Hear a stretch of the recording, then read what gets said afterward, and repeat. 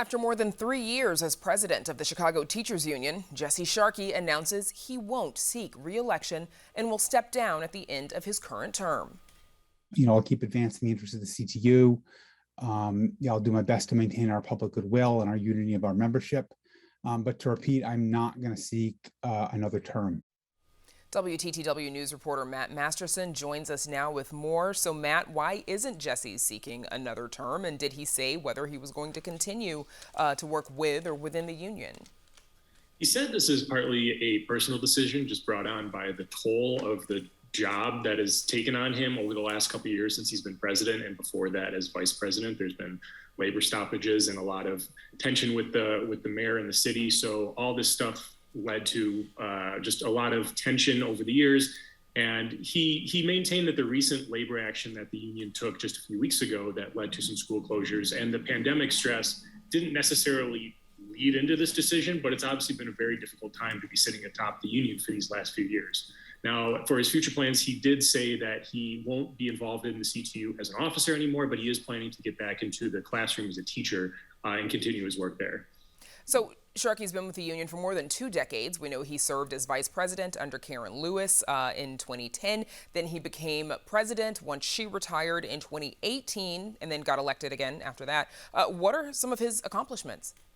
One of the main things he pointed to was the contract that the union won following its 2019 strike, the one that you mentioned earlier, lasted 2 weeks. That gave teachers in Chicago a raise. It put in place class size provisions and guaranteed by the end of this deal that there would be a nurse and a social worker in every school in the city.